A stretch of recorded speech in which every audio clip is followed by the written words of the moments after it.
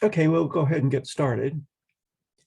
Welcome to the March edition of our statistical seminar. And today I'm going to talk about time series analysis, which is you don't see too often in medical research, but I think there's an application or some instances where it's applicable to medical research. So we'll talk about that, and I'll have an example of that.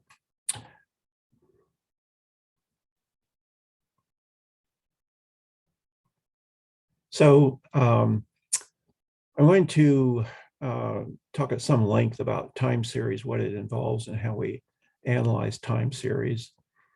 Then I'll just mention briefly some smoothing functions, that is, methods for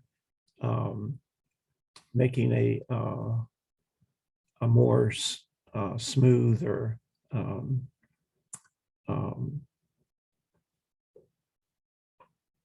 presentation of the time series to sort of help understand its trends. Then I'm going to talk about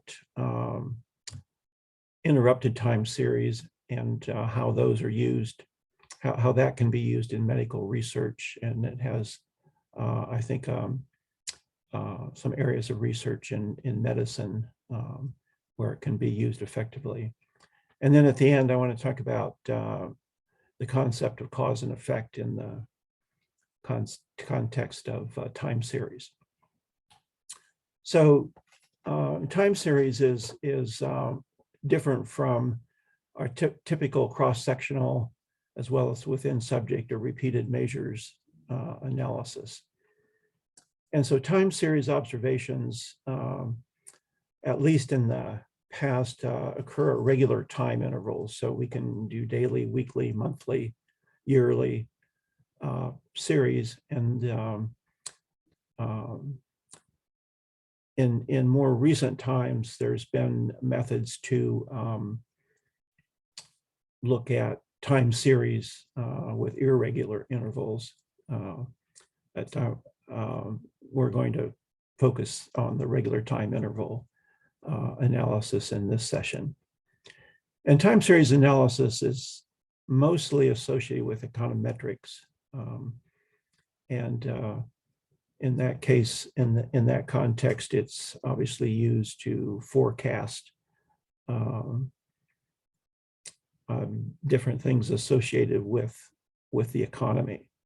And the original methodology was developed some time ago by Box and Jenkins. So I'll just start out here with probably the most recognizable time series, and especially if you watch business channels or whatever, and that's the stock exchange time series of volume over a long period of time. And so you can see that in a time series, what we have is kind of peaks and valleys, some valleys, you know, in a sense, worse than others.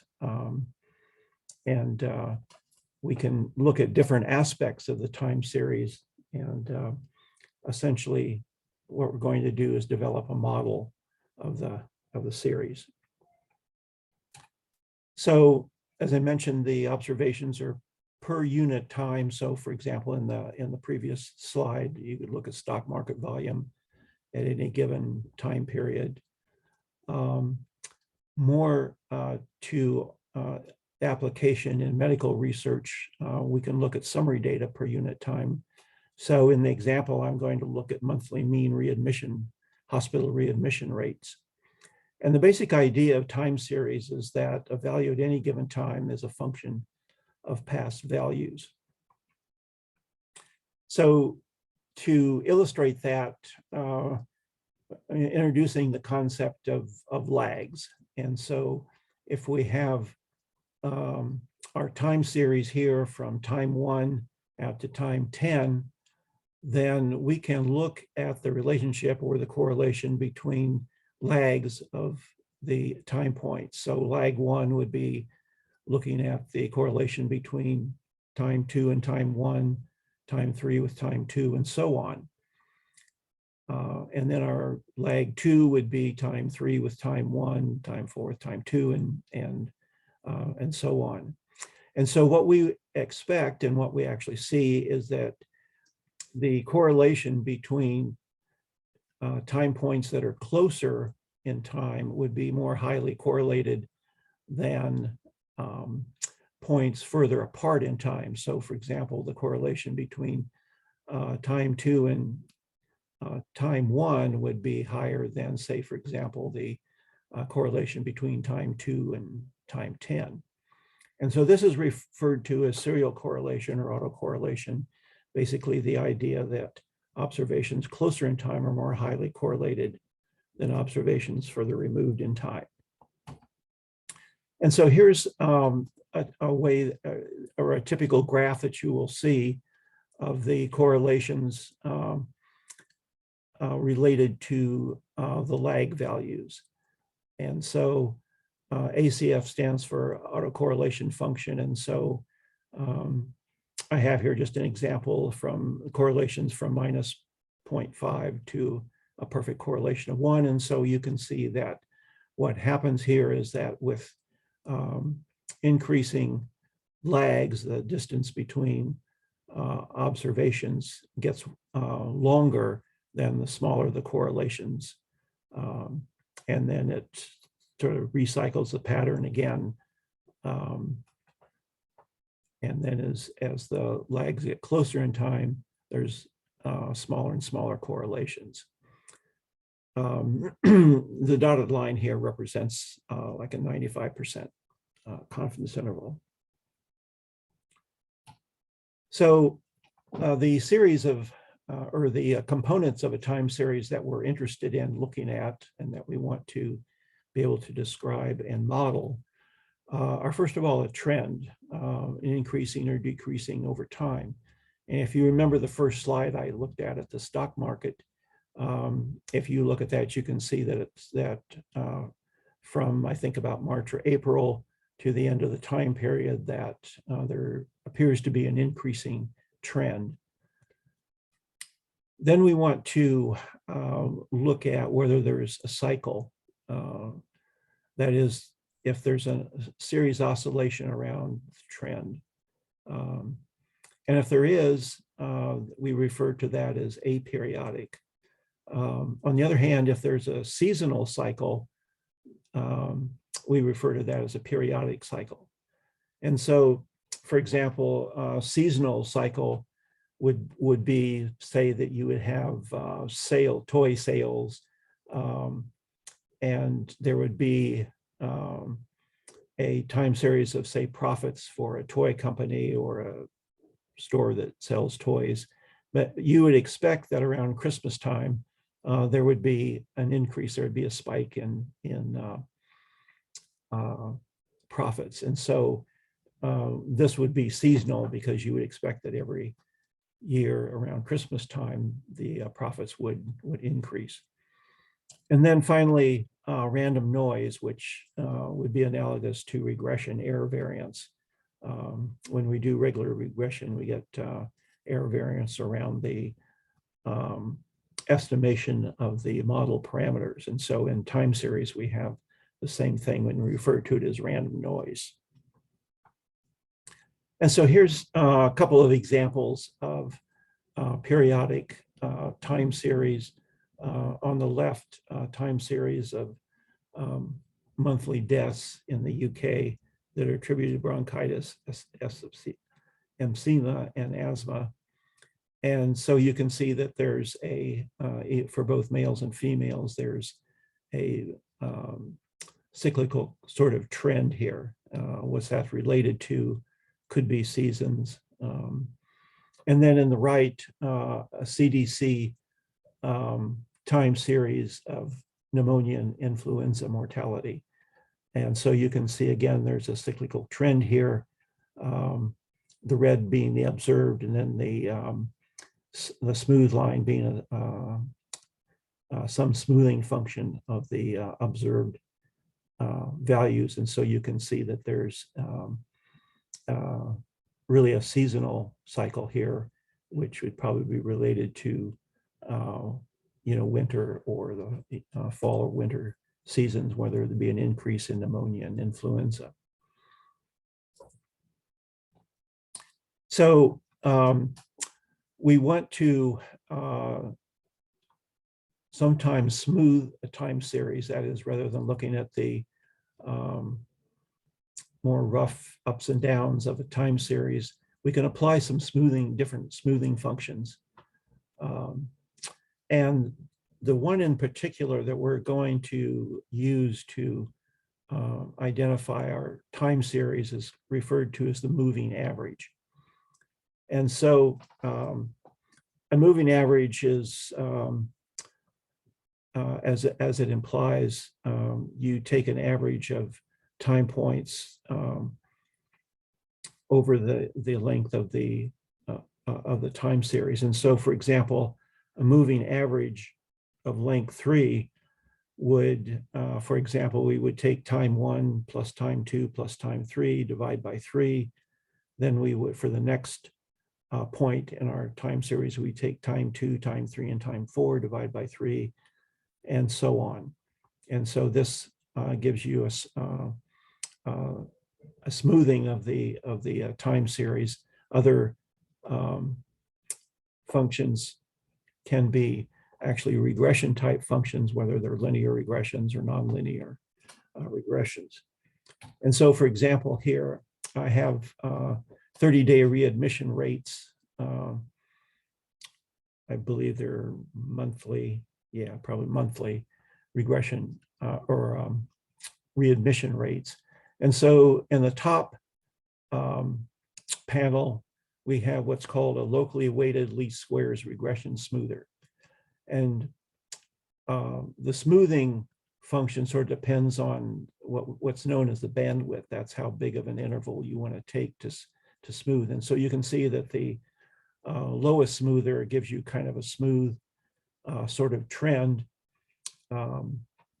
Whereas if we apply a nonlinear smoother, you can see that it's a little closer to the actual peaks and valleys of the time series, and perhaps models it more closely.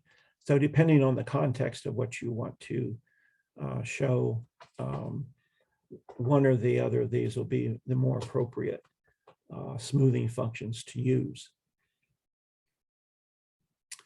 So in developing a time series model, we're going to look at the auto-regressive nature, that is the correlations in the different time series lags and a moving average. And that's referred to as an ARMA model, autoregressive moving average. Now, to estimate an ARMA model, we say that the time series must be stationary. And what we mean by that is that the probability distribution of the series does not depend on time. So in order to get to that point, we may have to do some transformations of our time series. And we indicate our model by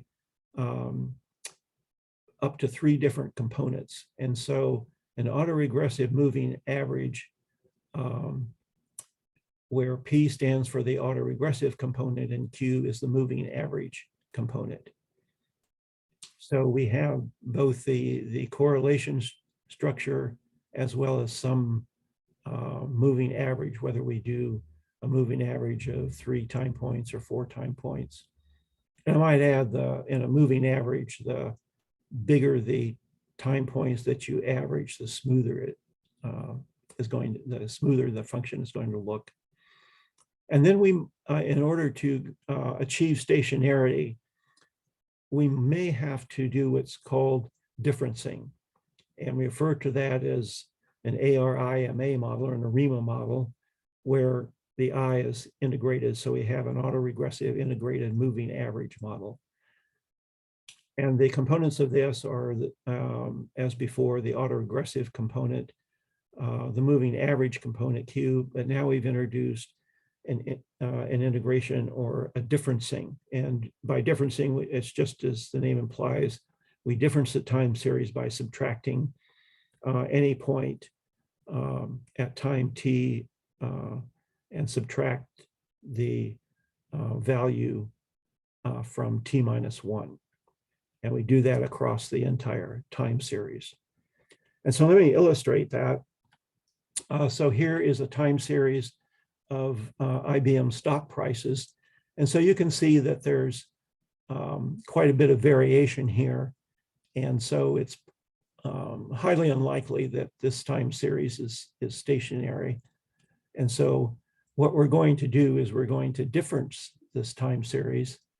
And so when we do that and do like a moving average, we get something that looks like this.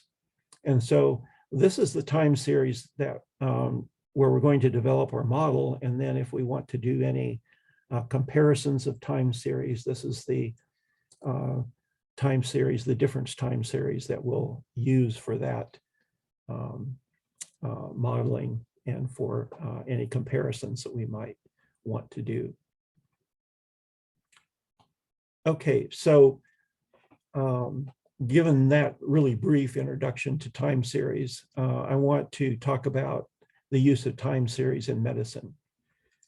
And in medicine, probably the most, well, it's not all that common, but the application that would be most appropriate for medical studies would be what we call an interrupted time series. And basically, what that is looking at is the impact of an intervention on an outcome that can be expressed as a time series. And typically, interrupted time series are analyzed as a regression discontinuity. And I'll give an example of that. And essentially, what we want to show is that the effect of the intervention follows the intervention itself. And so what we would hope is that following the intervention, we would have an increase in whatever it is we're looking at, or a decrease if that's the appropriate direction that we'd like to see. And this is referred to as a quasi-experimental design. And regression discontinuity, basically what it does is compare regression slopes or intercepts before and after the intervention regression, the ordinary regression that we would do with looking at the slopes and intercepts. And so here's an example where we want to have some intervention where we want to hopefully lower hemoglobin A1C. And so we can see that up to the point of the intervention, we have this average points per time. And then after the intervention, we have this representation of hemoglobin A1C values. And so obviously then this point here is our intervention is our intervention effect. And so we can see that in this hypothetical example here, we have a whatever the intervention was, we have a very rapid drop in hemoglobin A1C levels. And so our intervention, and we would say, worked in terms of lowering A1C, whatever that intervention was. On the other hand, it's possible that we might get something that looks like this. And so here, as you can see, we have absolutely no effect of the intervention. Whatever the outcome was, it was decreasing over time prior to the intervention, and it keeps decreasing after the intervention at the same rate as it was before. So in this case, our intervention had zero effect. But more realistically, we might find something like this, where before the intervention, we might have and this be, for example, like an average, or we might have fluctuations in here. And then our intervention occurs, and we might have then say, if we want to, if our positive outcome was an increase in whatever it is our outcome is we were looking at. But then after a while, the intervention, it drops off again and actually drops below our pre-intervention levels. And so here, this would be hard to express as a linear trend. I mean, we could do it as a nonlinear trend, but then we might have trouble trouble comparing the pre-intervention and the post-intervention time series. So if we express this as a time series, we can do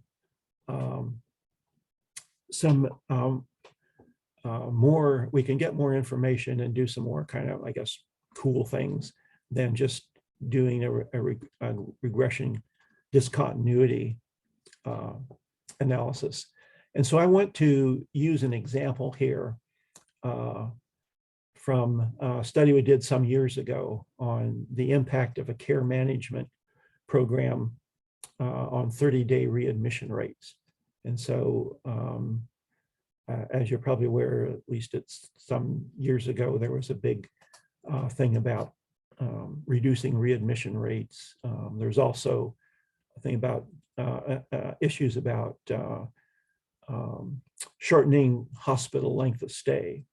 And as I recall, there was some argument about whether, well, okay, if you get people out of the hospital sooner, then you may likely increase your readmission rates. But anyway, this was a care management program. It was called Bridges. I forget what that acronym stands for. But anyway, we'll look at this time series, and then what we might also be interested in is looking at what other covariates might affect this time series. And so we're going to look at the idea of one time series leading or being the cause of another time series. And so, for example, we might want to look at 30-day readmissions as a function of length of stay in the hospital, or maybe comorbidity count, or maybe whether patients had congestive heart failure, and see if those are related to 30-day readmission rates. And so we're going to look at a concept, well, actually two concepts, one that's called Granger causality, the other is bivariate time series analysis. And so I'll give an example in the context of our study here of care management on 30-day readmission rates. So here is the data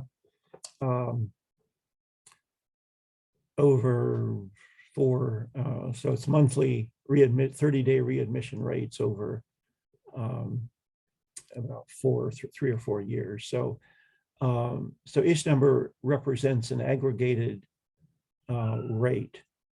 And so you can see that in time series, we're not actually analyzing individual data as we are, say, in regular regression or some other kind of inferential analysis.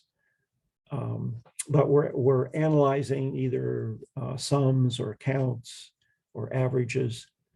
And so this is what our time series looks like. We're going to plot in this case, 30-day readmission rates over time, in this case by month. And so when we do that, this is what we get. This is what it looks like, what our time series looks like.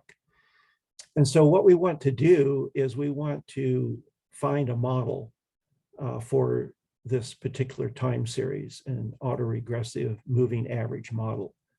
And then also we'll look at whether we need to integrate or to difference our time series to get it stationary. So the first thing that we'll look at is we'll do a test for white noise. In other words, what we want to test is our time series in its present form without any kind of transformation. Is it stationary? And so a test that we can do is what's called Bartlett's test, and then we can plot what's called a cumulative periodogram. And so basically what this tells us is whether or not we can regard our time series as stationary. So in this case, we can't, because our test statistic for Bartlett's statistic is about 0.02. So that would tell us that even though there are a lot of points within the 95% confidence interval here, that it's not, they're really too different from white noise. So that means that we have to do some sort of transformation of our time series to get it to be stationary. And so this is our autocorrelation function for our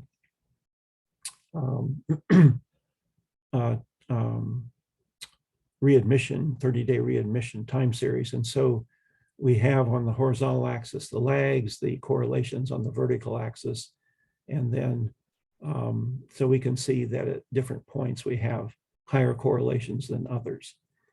And they, depending on the lags that we're at, they fluctuate in the positive or the negative direction as far as correlations are concerned.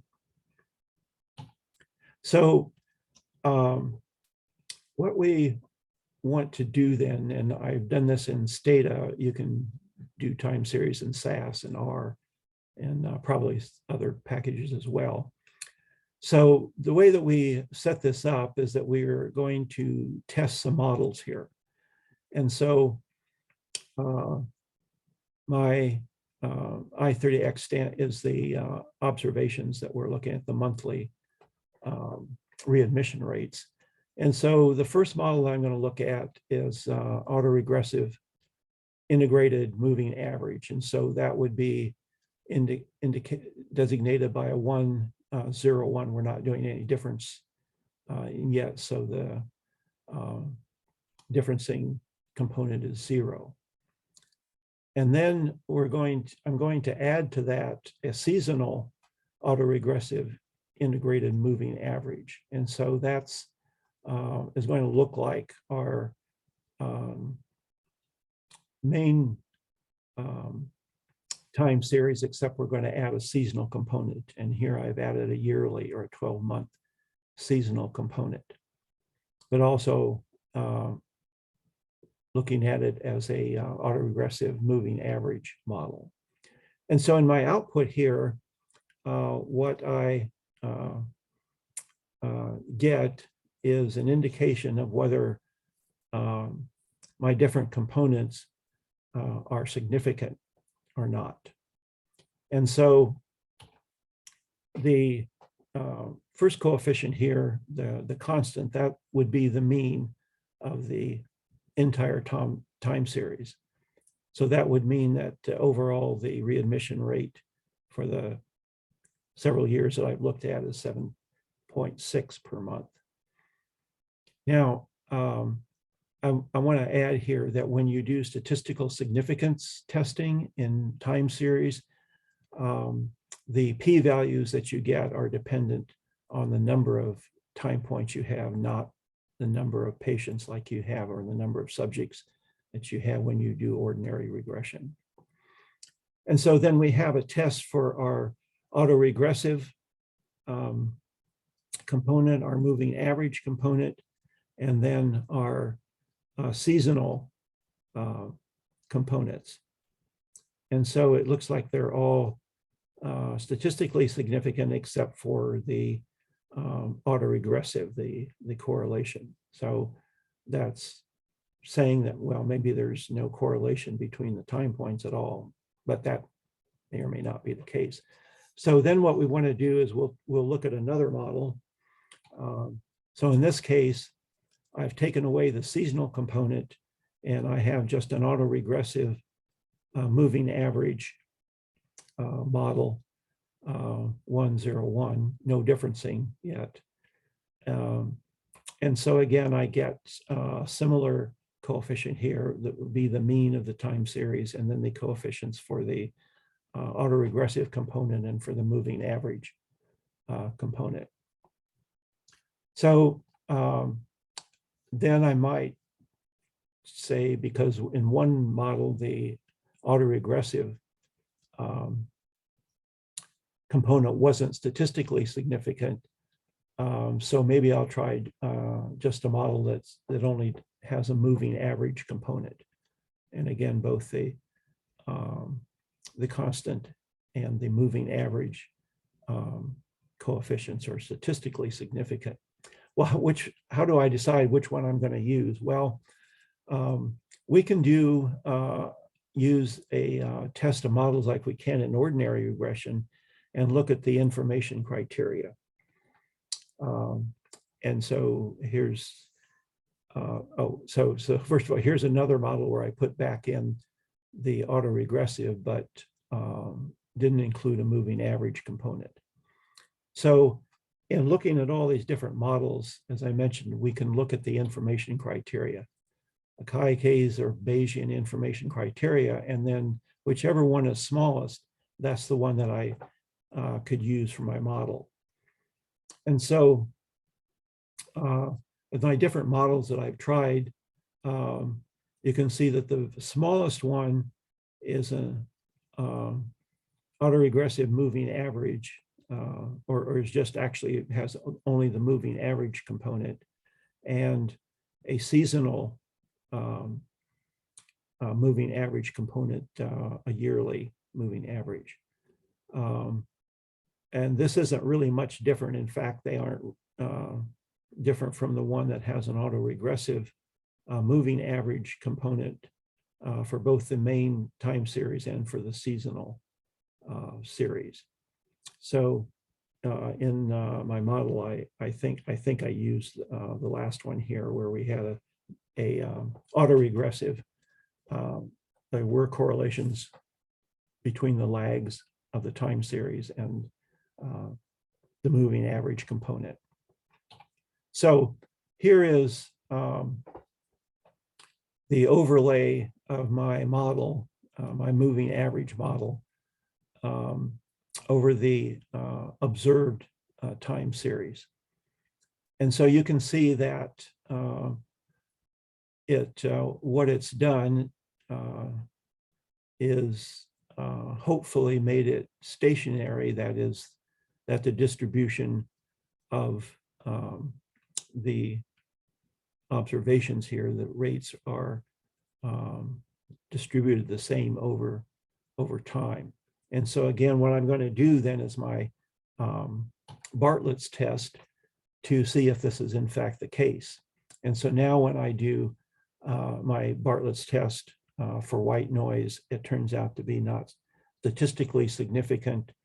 All of my points here are well within the 95% confidence interval, and so I can conclude that I've transformed my time series to a stationary time series. And so now I can look at different things related to the time series itself. And so obviously what we're interested in now that we have our time series developed, and you notice that I've developed the model over the entire time series without regard for when the intervention occurred. And so now I want to look at whether the intervention, my Bridges component of care management, had some effect. And when we do a time series an interrupted time series, we can look at the pattern of change. We can look at whether the pattern is gradual and permanent, abrupt and permanent, or gradual and temporary, or abrupt and temporary. And so in looking at the graphs of what those would look like, so in the upper right-hand corner here would be an example of a gradual effect of the intervention, and then it would be permanent. That is, would continue either going up or it would continue at some level here. Over here, we have a gradual effect of the intervention, but now it, after a period of time, starts to decrease. And then, as you saw in the very first graph I had of A1C changing, we can have an abrupt change. That is, the intervention has almost an immediate effect, and then it would be, the effect would be permanent over time, or it could have an abrupt effect and then the change would actually be temporary. That is, it would decrease over time, or or increase over time if that's the direction that would indicate a negative effect. So putting our difference time series, plotting our difference time series for readmissions, for 30-day readmissions. And then I've indicated here where the intervention began in April of 2013. And so what we want to do is we want to see, is the pattern after the intervention different from the pattern before the intervention. And so what I'm going to do is, to test this, is I'm going to simply add another variable here, and I just called it bridges here, which is in this case just a 0-1 indicator of whether of the time for the intervention. And so I have my models that I developed earlier, and so now I have a test for the bridges component, which you can see in this case it's negative, so that would indicate some sort of decrease in 30-day readmission rates after the intervention, and it's statistically significant. So we could conclude based on our analysis here that the whatever the care management entailed at least had some effect on reducing 30-day readmission rates. And so it's just a simple matter, although maybe not so simple in setting up the data. But anyway, it's basically that's for some intervention like that, it would be included in the model as a dichotomous variable, either before the intervention or after the intervention. Okay, so then we might want to ask, are there any causes, or, and I put cause in quotes here, does one time series cause another time series? Or say, if we have X sub t and Y sub t here, does X sub t cause Y sub t, which we have our kind of typical regression equations here, or does Y sub t cause X sub t, or is X time series X a function of time series Y? So to do this, what we're going to do is what's called a method that's referred to as Granger causality. And so we're going to use our time series model in this, so that if the past variables, the X time series contains useful information in addition to the information in past Y values to predict future Y values, then we would say X Granger causes Y. And I want to point out here that when we talk about Granger causality, we're not talking about causality in the true sense of causality, because there are other things that go into determining whether there's a cause and effect relationship. But what Granger causality gives us is a necessary but not sufficient condition for true causality, and that necessary condition is that the cause has to precede the effect. So the way that we do this is we look at our time series here, and if the time series X cause is, if we have this model where time series Y as a function of time series X, if that's significant, and then the reverse, time series X is a function of time series Y is not significant, then we can conclude that we have Granger causality in terms of X causing Y. And then if the time series Y is not a function of the time series X, and the time series X is a function of time series Y, if that's significant, then we would reject the idea that time series Y is a function of time series X. If both turn out to be significant, then we're in somewhat of a quandary because it's not clear what exactly the relationship is between the two time series. So some things that we wanted to look at. One is, does comorbidity count cause 30-day readmission? And so in this case, we have two time series. One are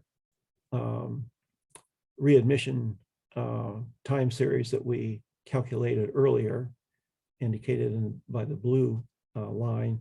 And then we have our comorbidity counts over the same period of time. And you can see that in plotting this, we need two different y-axes here. So our left axis here is our 30-day readmission rate. And the y-axis over on the right side here is our comorbidity count, which is just that, it's just a count. And so basically what we want to look at, or what we want to ask here is does our comorbidity counts cause readmission rates, or cause in the sense of is it related to it? So what we're going to do is we're going to compare these two time series and see what happens. And we might want to then also look at other variables. So here we might want to look at congestive heart failure. And so again, we have the plots here of the two time series. Over on the right side here, we have the proportion of our patient population that our proportion by month that are CHF patients. And so in doing our test here, we find that this works out pretty well. So on the left-hand side here are in a sense, our regression equation. So we read this as readmission is a function of congestive heart failure. It's a function of comorbidity of previous hospitalization. And then is it a function of all three of these together? So we find that in this case, that readmission is a function of heart failure and comorbidity. And if you put all three together, it's not so much a function of previous hospitalization. And we test this by looking at our Wald chi-square here, and then whether that's statistically significant. And then so what we then do is we look at the other possibilities. Is congestive heart failure a function of readmission? And then we can also look at, is it a function of comorbidity and the other covariates we want to look at. And so we look at each one of these to test whether the reverse is true, that instead of readmission being a function of the covariate is a function of the outcome. And so in this case, we can see that these are not significant. So we can then conclude that readmission is a function of these covariates, or that congestive heart failure, comorbidity Granger cause readmission. We can do this another way in with what's called bivariate time series analysis. And basically what this involves is cross-correlating two time series, two stationary time series. And so if we refer to those as time series Y and time series X, then the covariance of each time point in both time series is the covariance of Y at time t and the covariance with time series X or time series X at time t plus K, where K ranges basically can be minus infinity to plus infinity. So K equal to 0 represents the actual correlation at time 0. And so a correlation at any point, any K, any time point is just the covariance divided by the standard deviation of the product of the variances. And so in this formulation, what we say is that K represents what we call lags and leads. So leads being the positive part and lags being a negative value of K. And so when we look at these two time series, we're doing something a little bit different than Granger causality, but it's getting at the same thing. Does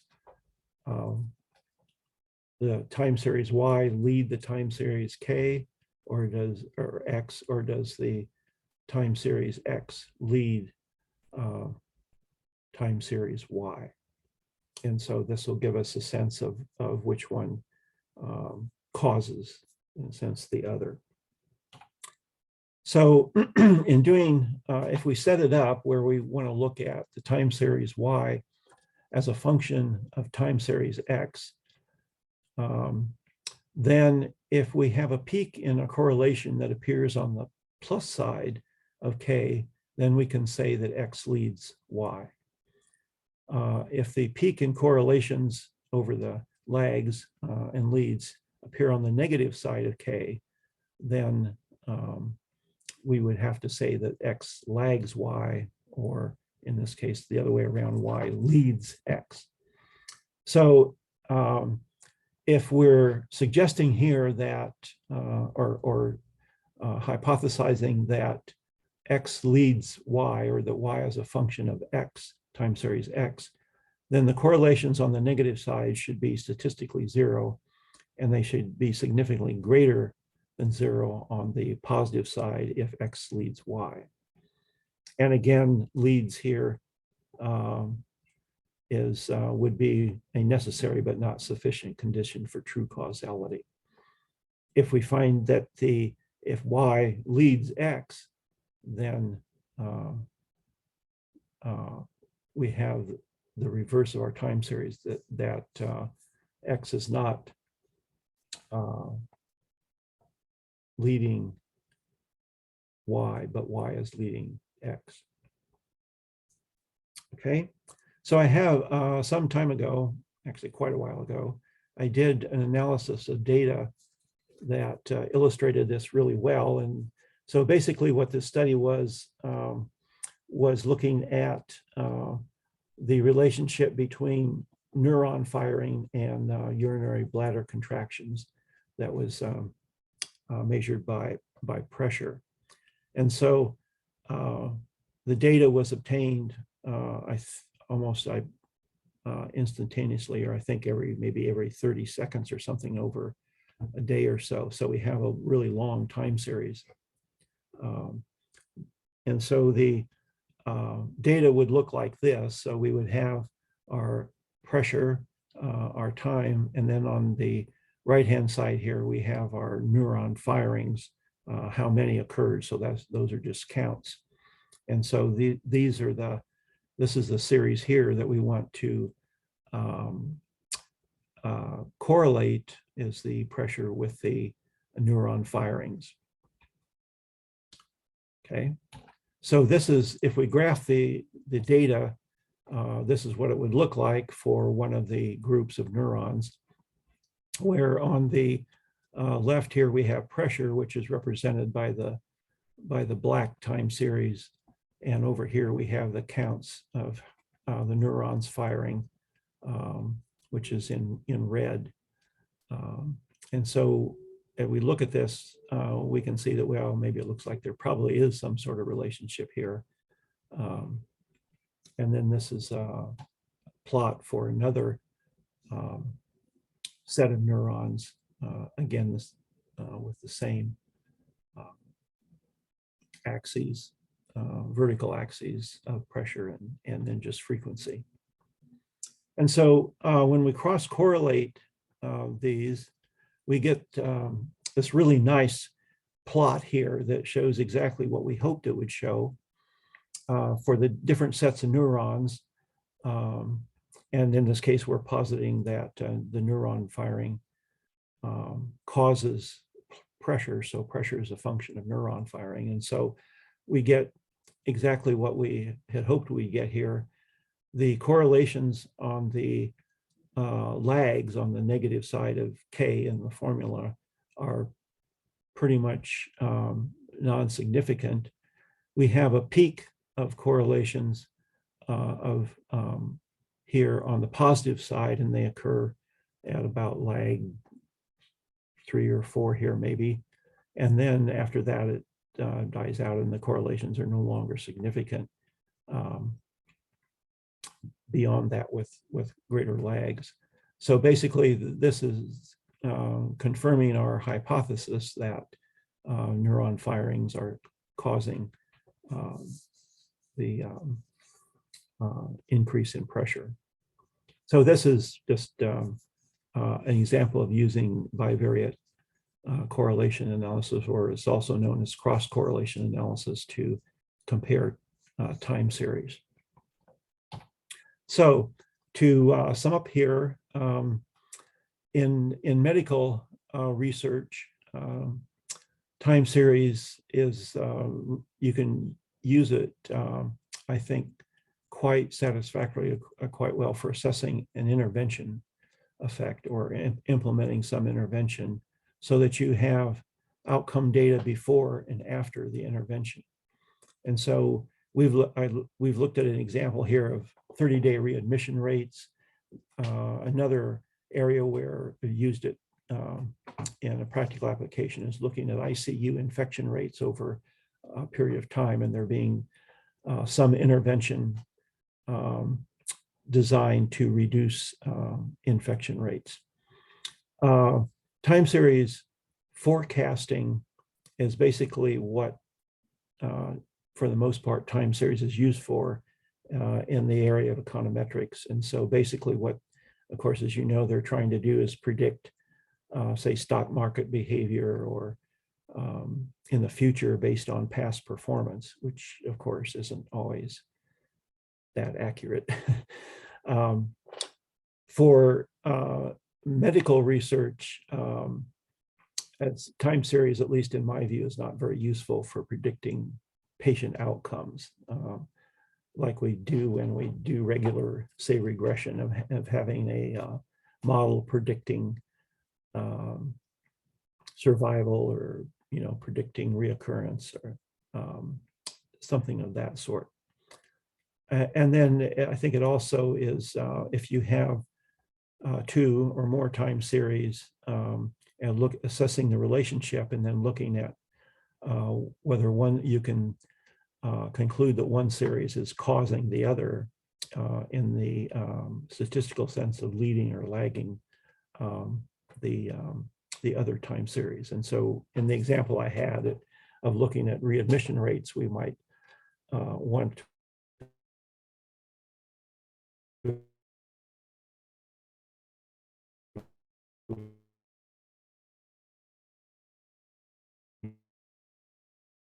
look, we think are related to predicting the outcome. And so in the case of the comorbidity counts, we can just, look at those counts over time like we do the regular time series, and then cross-correlate them or do the Granger causality test to see if they're related. Okay, so that ends my presentation on time series analysis. I hope that you found it at least interesting. And if you have any questions, I have a few minutes if you want to use the Q&A to do that, or if you just have questions that you want to email to me, I'll be happy to try and answer them. So again, thank you for your time and attention, and we'll have another presentation next month. Thank you.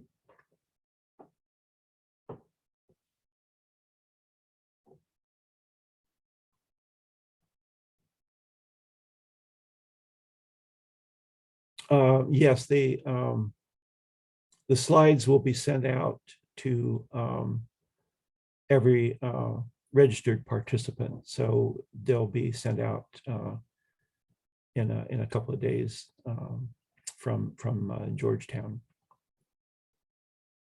and the presentation has been recorded, so it will be available too, and they will send you a link for that.